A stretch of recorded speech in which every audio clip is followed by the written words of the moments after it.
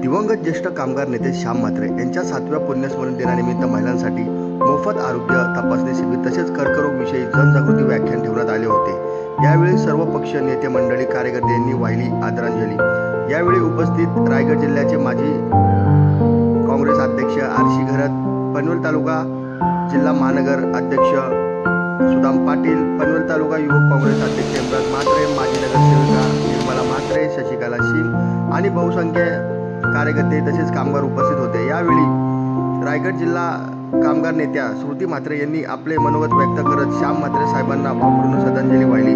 त्यांच्या अपूर्ण भावना व्यक्त करत कामगारांबद्दल त्या पूर्ण करण्याचे आश्वासन त्यांनी दिले।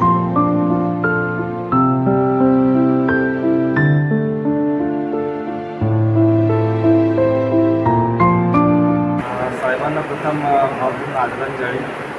खरं तर साहेबांचे आणि आमचे संबंध हे फार पूर्वीचे आहेत। माझ्या वडिलांच्या सोबत म्हणजे वडील काँग्रेसमध्ये काम करायचे, साहेब देखील काँग्रेसमध्ये आले तेव्हा वडील सांगत होते का काँग्रेसला कामगार नेता नव्हता, तो कामगार नेता श्याम म्हात्रे साहेबांच्या रूपाने आज लाभलेला आहे। आणि वडील हे नेहमी सांगत आणि आजसुद्धा वडिलांसोबत जेव्हा चर्चेला बसतो तेव्हा श्याम म्हात्रे साहेबांच्या अनेक आठवणींना उजाला देतात। मग आठवड 156मध्ये युनियनचा विषय असेल जी तळोजा MIDCमध्ये आहे, त्याचबरोबर तळोजा MIDCमध्ये जे स्थानिक लोकांनी झोपड्या बांधल्या होत्या ज्यांच्यासाठी होत्या, कॅन्टीन वगैरे बांधल्या होत्या, त्या कॅन्टीन वाचवण्याचं काम जर कोणी केलं असेल तर श्याम म्हात्रे साहेबांनी त्या काळात केलं होतं। आणि अशा अनेक प्रकारचे कामं श्याम म्हात्रे साहेबांनी साहेबांचं पुस्तक शेवटीने एक आणलं होतं फायटर। खरंच ते एक लढवय्या नेते होते आणि फायटर नावाने म्हणजे वाचण्यासारखं पुस्तक आहे। तर त्यांच्याकडून जर ते इन्स्पिरेशन भेटत असेल कोणाकडून श्याम म्हात्रे साहेबांच्या वतीने आज युवक काँग्रेस तुम्ही 2014पासून काम करत आहे आणि श्याम म्हात्रे साहेबांच्या नेतृत्वात आम्ही अनेक पनवेलमध्ये लढे उभारले। मी एक आठवण करून देतात, श्याम म्हात्रे साहेब जोपर्यंत होते तोपर्यंत युवक काँग्रेस आणि काँग्रेस ही पनवेलमध्ये ताकदीविषयी काम करत होते। कुठेतरी असे नेते श्याम म्हात्रे साहेबांसारखे नेते जेव्हा त्या पक्षातून आम्हाला सोडून गेले त्यावेळेस कुठेतरी काँग्रेसला थोडीफार एक सेटबॅक भेटला आणि सेटबॅक भेटून आज आपण पाहतो पनवेलमध्ये काय निश्चितच एक लढवया नेता आमच्या पनवेलच्या राजकारणामध्ये जो आता महत्त्वाचा विषय गाजतो नवी मुंबई आंतरराष्ट्रीय विमानतळ आणि या विमानतळाला दिबा पाटलांचं नाव देण्यासाठी अनेक प्रलोभनं केली जातात। लोकांना सांगितलं जातं की दिबा पाटलांचं नाव भेटेल। खरं तर सिडकोच्या मुंडक्यावर पाय देणारा नेता अजूनपर्यंत आता राहिला नाही श्याम म्हात्रे साहेबांनंतर तरी। तुम्हाला असं वाटतं का श्याम म्हात्रे साहेब असतात तर दिबा पाटलांच्या नावासाठी पहिला लढा केला? निश्चितच मला वाटतं आज जर श्याम म्हात्रे साहेब जर हयातमध्ये असते ना तर दिबा पाटील साहेबांचं नाव भेटल्याशिवाय राहिला नसता। कारण बाकीचे नेते आहेत ना हे फक्त स्वतःच्या राजकारणात स्वतःची पुढी भाजण्यासाठी दिबा पाटील साहेबांच्या नावाचा उल्लेख करत आहेत, परंतु श्याम म्हात्रे साहेब असतील तर निश्चितच दिबा पाटील साहेबांचं नाव या विमानतळाला लागलं असतं।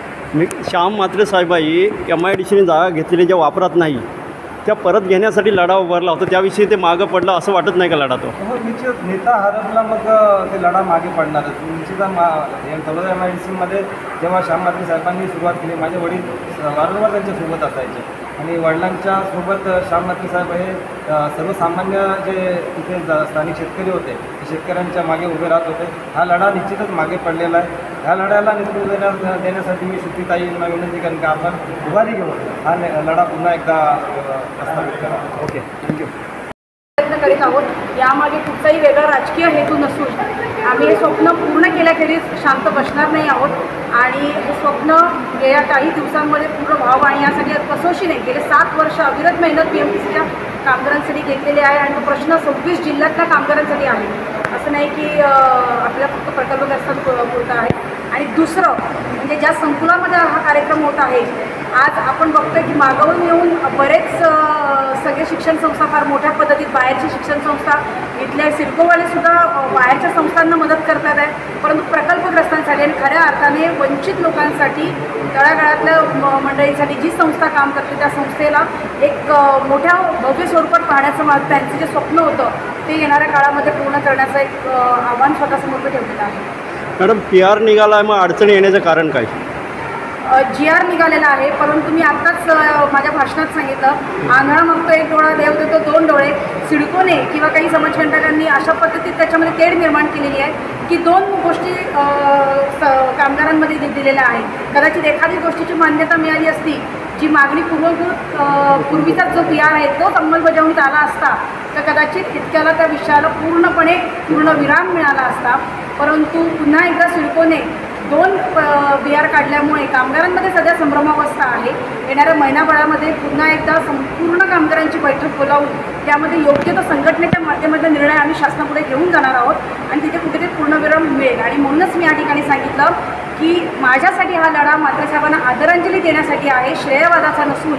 तर त्यामुळे सर्व पक्षातील मंडळींना मी आपल्या माध्यमातून विनंती करेन की तुम्ही तुमच्या मुलीला साथ द्या, बळ द्या आणि आपल्याला आपल्यासाठी नाही तर 40 वर्ष होरपळलेला त्या कामगारासाठी एकत्र यायचं. तर कामगारांनी नाही तर मुळात नेत्यांनीच एकत्र येण्याची ही वेळ आहे.